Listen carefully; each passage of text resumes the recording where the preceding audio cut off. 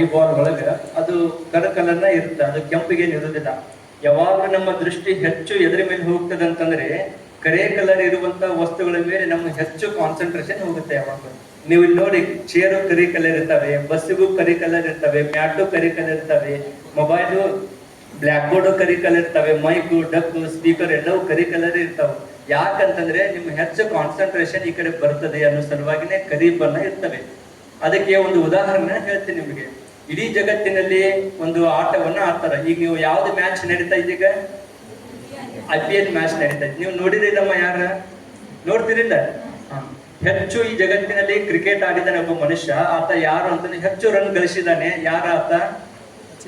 ಸಚಿನ್ ತೆಂಡೂಲ್ಕರ್ ಅಂತೇಳಿ. ಹೆಸರು ಕೇಳಿರಿಲ್ಲಮ್ಮ? ಹೆಚ್ಚು ರನ್ ಗಳಿಸಿದಾನೆ. ಎಷ್ಟು? ಸುಮಾರು 16,000 ರನ್ ಗಳಿಸಿದಾನೆ ಆತ. ನೀವು ಗ್ರೌಂಡ್ ಒಳಗೆ ಬಂದಾಗ ನೋಡ್ರಿ, ನೀವು ಯಾವಾಗ್ಲೂ ಕೂಡ ಎಲ್ಲಿ ಗ್ಯಾಪ್ ಪ್ಲೇಸ್ ಇರುತ್ತಲ್ಲ ಅಲ್ಲೇ 4-6 ಹೊಡಿಯೋದು ಹೆಚ್ಚು. ಎಲ್ಲೆಲ್ಲೂ ಜನ ಇದ್ರೂ ಕೂಡ ಅಲ್ಲಿ ಹೊಡಿಯೋದಿಲ್ಲ ಆತ. ಅವನ ಕಾನ್ಸಂಟ್ರೇಷನ್ ಗುರಿ ಏನಿರ್ತದಲ್ಲ, ಎಲ್ಲಿ ಸ್ಪೇಸ್ ಖಾಲಿ ಇರುತ್ತೋ ಅಲ್ಲಿ 6 ಅನ್ನ ಹೊಡೆದು ರನ್ ಗಳಿಸಿದ್ದಾನೆ. ಅದಕ್ಕೆ ಒಂದು ಸಾರಿ ಹೀಗೆ ಮೀಡಿಯಾದವ್ರು ಬಂದು ಆತನಿಗೆ ಪ್ರಶ್ನೆಯನ್ನ ಕೇಳ್ತಾರೆ. ಸಚಿನ್ ತೆಂಡೂಲ್ಕರಿಗೆ ಒಂದು ಸಾರಿ ಮೀಡಿಯಾದವರು ಪ್ರಶ್ನೆಯನ್ನ ಕೇಳ್ತಾರೆ. ಏನು ಪ್ರಶ್ನೆ ಕೇಳ್ತಾರೆ ಅಂತಂದ್ರೆ, ಸಚಿನ್ ತೆಂಡೂಲ್ಕರ್ ಅವರೇ, ನೀವು ಇಷ್ಟು 16,000 ರನ್ ಗಳಿಸಿದಿರಿ, ಇಷ್ಟು 16,000 ರನ್ ಗಳಿಸ್ಲಿಕ್ಕೆ ಏನು ಕಾರಣ? ನಿಮ್ಮ ಹಿಂದೆ ಇರುವಂತದ್ದು ಸಾಧನೆ ಏನು ಅಂತ ಹೇಳಿ ಒಂದು ಸಾರಿ ಮೀಡಿಯಾದವರು ಪ್ರಶ್ನೆಯನ್ನ ಕೇಳ್ತಾರೆ. ಆ ಪ್ರಶ್ನೆಗೆ ಸಚಿನ್ ತೆಂಡೂಲ್ಕರ್ ಅವರು ಒಂದು ಉತ್ತರವನ್ನ ಕೊಡ್ತಾರೆ. ಆ ಉತ್ತರ ಏನು ಅಂತಂದ್ರೆ, ಸಚಿನ್ ತೆಂಡೂಲ್ಕರ್ ಮೀಡಿಯಾದವರಿಗೆ ಹೇಳ್ತಾನೆ, ಏನಿಲ್ಲ, ಅದು ಬಹಳ ಸಿಂಪಲ್ ಇದೆ. ಏನು ಅಂತಂದ್ರೆ, ನನ್ನ ಮನೆಯೊಳಗ ನನ್ನ ತಾಯಿ ಒಂದು ವಿದ್ಯೆಯನ್ನ ಹೇಳಿಕೊಟ್ಟಾರ. ನಮ್ಮ ಮನೆಯೊಳಗ ನನಗೆ ನನ್ನ ತಾಯಿ ಒಂದು ವಿದ್ಯೆಯನ್ನು ಹೇಳಿಕೊಟ್ಟಾರ. ಆ ವಿದ್ಯೆಯನ್ನ ಇವತ್ತಿಗೂ ಕೂಡ ನಾನು ಪ್ರತಿನಿತ್ಯವೂ ಕೂಡ ಮಾಡ್ತೀನಿ ಅಂತ ಹೇಳಿ ತೆಂಡೂಲ್ಕರ್ ಮೀಡಿಯಾದವರಿಗೆ ಹೇಳಿದ. ಆ ವಿದ್ಯೆ ಏನು ಅಂತಂದ್ರೆ, ಆ ತಾಯಿ ಕಲಿಸಿಕೊಟ್ಟಿದ್ದು ಆತನಿಗೆ ಒಂದು ಸಣ್ಣದಾಗಿರುವಂತಹ ಸಾಸ್ವಿ ಕಾಳು ಇರುತ್ತಲ್ಲ ಅಡಿಗೆ ಮನೆ ಒಳಗೆ, ಸಣ್ಣದ ಸಾಸ್ವಿ ಕಾಳು ಯಾವ ಕಲರ್ ಇರುತ್ತದು? ಕರಿ ಕಲರ್ ಇರುತ್ತ.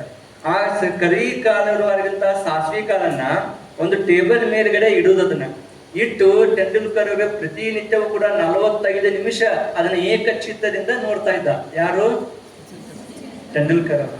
ಆ ಕಾನ್ಸಂಟ್ರೇಷನ್ ಮಾಡಿದ ಸಲುವಾಗಿನೇ ಆತ ಅಷ್ಟು ರನ್ ಗಳಿಸ್ಲಿಕ್ಕೆ ಸಾಧ್ಯ ಆಯಿತು ಅಂತ ಹೇಳಿ ತೆಂಡೂಲ್ಕರ್ ಮಾಧ್ಯಮದವರಿಗೆ ಹೇಳ್ತಾನೆ. ಯಾಕೆ ಇದನ್ನ ಹೇಳ್ತಾ ಇದ್ದೇನೆ ಅಂತಂದ್ರೆ, ಬಹುಶಃ ಒಮ್ಮೆ ಅನಿಸ್ತದೆ ಅವನಿಗೂ ಇದು ಲಿಂಗದ ಬಗ್ಗೆ ಗೊತ್ತಿತ್ತು ಅಂತಂದ್ರೆ ಕಟ್ಕೊಂತಿದ್ದ ಏನೋ ಅಂತ ಹೇಳಿ ಅನಿಸ್ತದೆ. ಇದು ಮೈಂಡ್ ಕಾನ್ಸಂಟ್ರೇಷನ್ ಸಲುವಾಗಿರುವಂತದ್ದು ಇದು ಇಷ್ಟಲಿಂಗ. ಹಾಗಾಗಿ ಇವತ್ತು ಸಮಯ ಅಂತಂದ್ರೆ ಬಹಳ ಮುಖ್ಯ ನಿಮ್ಮ ವಿದ್ಯಾರ್ಥಿ ಜೀವನದಲ್ಲಿ. ಅಂದ್ರೆ ಸಮಯನೇ ಬಹಳ ಮುಖ್ಯ. ಸಮಯವನ್ನ ನೀವು ಕಾಲ ಹಗರಣ ಮಾಡಬಾರ್ದು. ಎಲ್ಲರೂ ನಿಮಗೆ ಓದ್ರಿ, IAS ಆಗ್ರಿ, IPS ಆಗ್ರಿ, ಮತ್ತು KS ಪಾಸ್ ಮಾಡ್ರಿ, ನೀಟ್ ಓದ್ರಿ ಎಲ್ಲರೂ ಹೇಳ್ತಾರೆ. ಆದ್ರೆ ಅದರ ಜೊತೆಗೆ ಪ್ರಯತ್ನವೂ ಕೂಡ ಬಹಳ ಮುಖ್ಯ ಇರುತ್ತೆ. ಅದಕ್ಕೆ ಮನಸ್ಸು ಕೂಡ ಬಹಳ ಸಾಥ್ ಕೊಡಬೇಕಾಗುತ್ತೆ, ಮತ್ತು ಆಸಕ್ತಿ ಕ್ರಿಯಾಶೀಲತೆನೂ ಕೂಡ ಬಹಳ ಮುಖ್ಯ ಇರುತ್ತೆ. ಹಾಗಾಗಿ ನಿಮ್ಮ ಓದಿನ ಜೊತೆಗೇನೆ ನಿಮ್ಮ ಮನಸ್ಸು ಕೂಡ ಬಹಳ ಸ್ಥಿರವಾಗಿ ಇಟ್ಕೊಳ್ಬೇಕಂತ. ಮನಸ್ಸು ಯಾವಾಗ್ಲೂ ಕೂಡ ಚಂಚಲವಾಗಿ ಹರಿತಾ ಇರುತ್ತೆ. ನೀರು ಯಾವಾಗ್ಲೂ ಕೂಡ ಅದು ಹರಿತಾನೆ ಇರುತ್ತೆ ಚಂಚಲದಿಂದ. ಹಾಗೇನೆ ಮನಸ್ಸು ಕೂಡ ನೀರಿನಿಂದ ಹರಿತಾ ಇರುತ್ತೆ.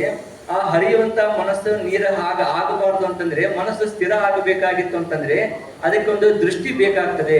ಅದಕ್ಕೆ ಅದು ಒಂದು ಸಾಧನ ಕ್ರಮವಾಗಿರುವಂತದ್ದು ಇಷ್ಟಲಿಂಗ.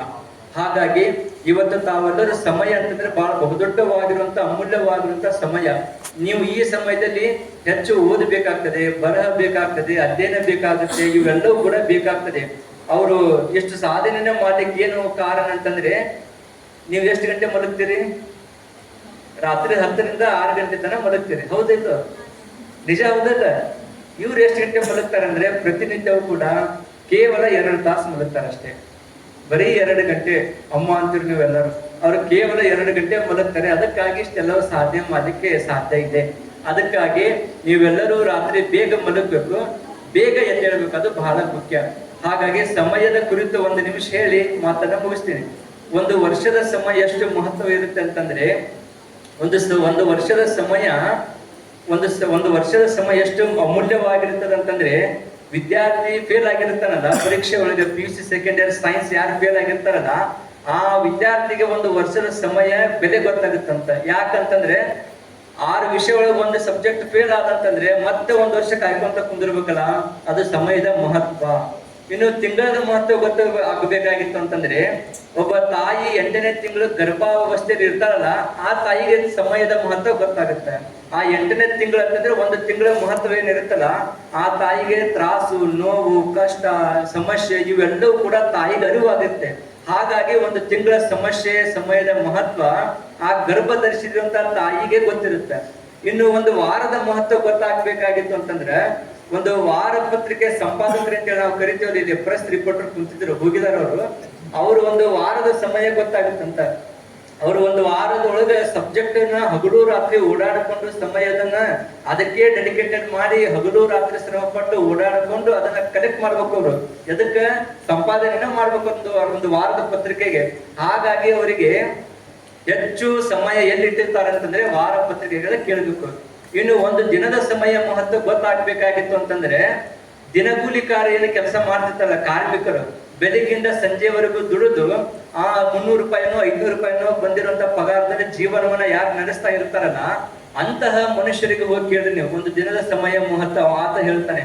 ಇನ್ನು ಒಂದು ಗಂಟೆಯ ಮಹತ್ವ ಗೊತ್ತಾಗಬೇಕಾಗಿತ್ತು ಅಂತಂದ್ರೆ, ಒಂದು ಗಂಟೆಯ ಮಹತ್ವ ಸಮಯ ಗೊತ್ತಾಗ್ಬೇಕಾಗಿತ್ತು ಅಂತಂದ್ರೆ, ಅಪಘಾತದಲ್ಲಿ ಯಾರಾದ್ರೂ ಕೂಡ ತತ್ಕ್ಷಣದಲ್ಲಿ ಒಂದು ಗಂಟೆ ಒಳಗೆ ಹೋಗಿ ದವಾಖಾನೆ ಸೇರಿಸಿರ್ತಾರಲ್ಲ, ಅಂತವನಿಗೆ ಒಂದು ತಾಸಿನ ಮಹತ್ವ ಗೊತ್ತಾಗುತ್ತ. ಇನ್ನು ಒಂದು ಸೆಕೆಂಡಿನ ಮಹತ್ವ ಗೊತ್ತಾಗ್ಬೇಕಾಗಿತ್ತು ಅಂತಂದ್ರೆ, ಅಂತಾರಾಷ್ಟ್ರೀಯ ಮಟ್ಟದಲ್ಲಿ ಓಟದ ಸ್ಪರ್ಧೆಯನ್ನ ಇಟ್ಟಾಗ ಒಂದು ಸೆಕೆಂಡಿನೊಳಗನೆ ಒಂದು ಹೆಜ್ಜೆ ಮುಂದಿಟ್ರೆ ಸಾಕು ಬಂಗಾರದ ಪದಕವನ್ನ ಪಡೆದುಕೊಂಡಿರ್ತಾನೆ. ಒಂದು ಸೆಕೆಂಡಿನ ಒಂದು ಹೆಜ್ಜೆ ಹಿಂದಿಟ್ರೆ ಬೆಳ್ಳಿ ಪದಕವನ್ನ ಪಡಿತಾನೆ.